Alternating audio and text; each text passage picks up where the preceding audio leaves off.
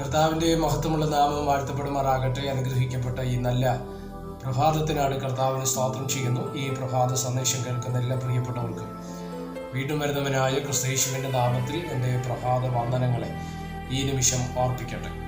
2 ദിനവൃത്താന്തങ്ങളുടെ പുസ്തകം 30-ാം അധ്യായം അതിൻ്റെ 9-ാമത് വാക്യം. നിങ്ങൾ യഹോവയിങ്കലേക്ക് വീണ്ടും തിരിയുന്നു എങ്കിൽ നിങ്ങളുടെ സഹോദരന്മാരും പുത്രന്മാരും തങ്ങളെ ബദ്ധരാക്കി കൊണ്ടുപോയവരോട് കരുണ കാണിച്ച് ഈ ദേശത്തിലേക്ക് മടക്കി വരുത്തും. നിങ്ങളുടെ ദൈവമായ യഹോവ കൃപയും കരുണയുമുള്ളവനല്ലോ. നിങ്ങൾ എൻ്റെ അടുക്കലേക്ക് തിരിഞ്ഞു വരുന്നു എങ്കിൽ അവൻ നിങ്ങളെ നോക്കാത്ത വിധം മുഖം തിരിച്ചു കളയുകയില്ല.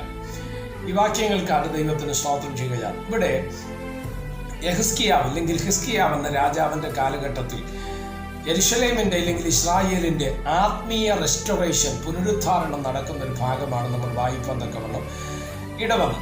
നമുക്കറിയാം, ദാവീദ് കഴിഞ്ഞാൽ പല രാജാക്കന്മാരും വന്നിട്ടുണ്ട്. ശലോമോന്റെ കാലഘട്ടം കഴിയുമ്പോൾ സ്തോത്രം ശലോമോന്റെ തലമുറയായ അല്ലെങ്കിൽ മകനായിരുന്ന രഹബിയാമിന്റെ കാലഘട്ടത്താണ് രാജ്യം രണ്ടായിട്ട് മുറിഞ്ഞു മാറുന്നത്.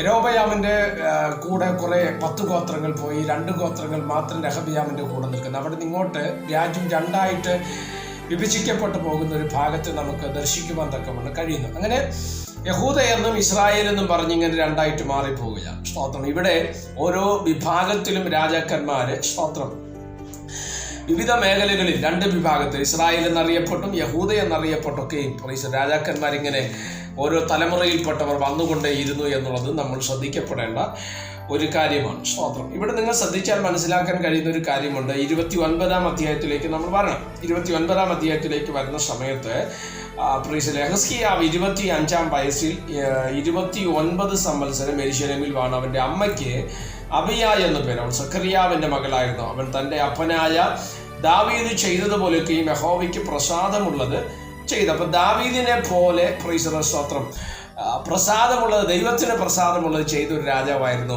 യെഹിസ്കിയാവ് എന്നുള്ള കാര്യം നമ്മൾ മനസ്സിലാക്കപ്പെടേണ്ടതാണ്. സ്തോത്രം. അപ്പൊ ഇവിടെ നിങ്ങൾ യെഹിസ്കിയാവിന്റെ കാലഘട്ടം വരുന്ന സമയത്ത് ആത്മീയമായിട്ട് എല്ലാ മേഖലകളും അധപ്പതനം നടന്നൊരു കാലഘട്ടം. ആരാധനയില്ല, യാഗമില്ല, പുരോഹിത ശുശ്രൂഷകളില്ല, എല്ലാം നഷ്ടപ്പെട്ടു. അങ്ങനെ ഇരിക്കുന്ന സമയത്താണ് യെഹിസ്കിയാവിന്റെ ദൈവം ആ സ്ഥാനത്തേക്ക് കൊണ്ടുവരുന്നത്. യെഹിസ്കിയാവ് ആ സ്ഥാനത്തേക്ക് വന്നു. സ്തോത്രം. പല കാര്യങ്ങൾ ക്രമീകരിക്കപ്പെട്ട് വരുവാൻ തക്കവണ്ണം ഇടവന്നു. അത് സ്തോത്രം. എന്നാൽ ഇവിടെ നമ്മൾ സംഭവിക്കുന്ന ഒരു കാര്യമുണ്ട്. സ്തോത്രം. ഇവരെ ഇസ്രായേൽ ജനത്തെ അല്ലെങ്കിൽ യഹൂദ ജനത്തെ മുഴുവനായി ദൈവത്തിലേക്ക് തിരിക്കുവാൻ തക്കവണ്ണമുള്ള ഒരു ചിന്ത അത് സ്തോത്രം ആര് കൈമാറുകയാണ്? യെഹിസ്കിയാവ് കൈമാറുന്നതാണ് നമ്മളിപ്പോൾ വായിച്ചത്. എന്താണ് ആ വാക്യം? നിങ്ങൾ ശ്രദ്ധിച്ചേ.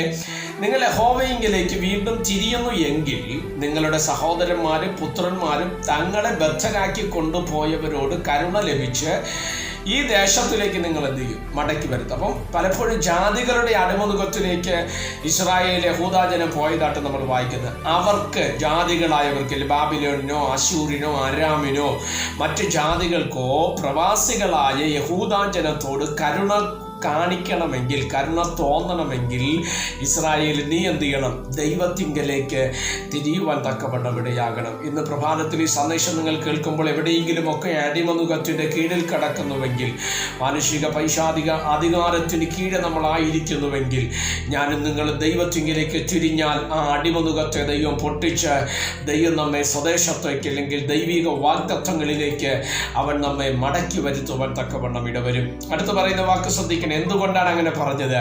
യഹോവ കൃപയുള്ളവനാണ്, കരുണയുള്ളവനാണ്. അത് സ്തോത്രം. നിങ്ങൾ അവൻ്റെ അടുക്കലേക്ക് തിരിഞ്ഞു വരുന്നു എങ്കിൽ അവൻ നിങ്ങളെ നോക്കാത്ത വിധം മുഖം തിരിച്ചു കളയുകയില്ല.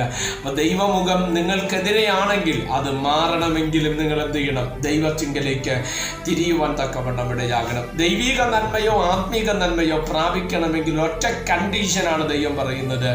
നിങ്ങൾ എന്ത് ചെയ്യുക? സ്തോത്രം. ദൈവത്തിങ്കലേക്ക് നിങ്ങൾ തിരിയുക. അങ്ങനെ തിരിഞ്ഞാൽ നിങ്ങളുടെ ജീവിതം അനുഗ്രഹിക്കപ്പെടുവാൻ തക്കവണ്ണം ഇടവരും. അത് സ്തോത്രം. അതിനുവേണ്ടി കർത്താവ് നമ്മളെ സഹായിക്കട്ടെ. ദൈവത്തിങ്കലേക്ക് തിരിയുക, ദൈവിക വാഗ്ദത്തങ്ങളെ പ്രാപിക്കുക. സ്വർഗം നമ്മളെ സഹായിക്കട്ടെ. പ്രാർത്ഥിക്കാം. പരിശുദ്ധനായ ദൈവമേ, ഈ നന്ദിയോടെ ഞങ്ങൾ ഇന്ന് പ്രഭാതത്തിൽ ദൈവത്തെ സ്തുതിക്കും. നൽകിയ സന്ദേശത്തിനായിട്ട് നന്ദി.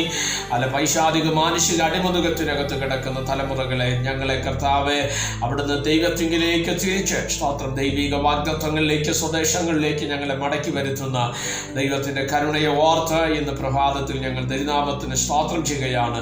അവിടെ ഞങ്ങളോട് ദയ കാണിക്കണമേ, അവിടെ ഞങ്ങളോട് കരുണ കാണിക്കണമേ. കർത്താവിൻ്റെ മഹത്വവും കരുണയും കൃപയും കണ്ട് സന്തോഷിപ്പാൻ സ്വർഗമിടവരുത്തിയ സമസ്തവും തൃക്കരങ്ങൾ തരുന്ന കൂടെ ഇരിക്കണം. മഹത്വം അങ്ങേക്ക് യേശു കർത്താവിൻ്റെ നാമത്തിൽ തന്നെ. ആമേൻ. എല്ലാവരെയും ദൈവം അനുഗ്രഹിക്കട്ടെ. God bless you.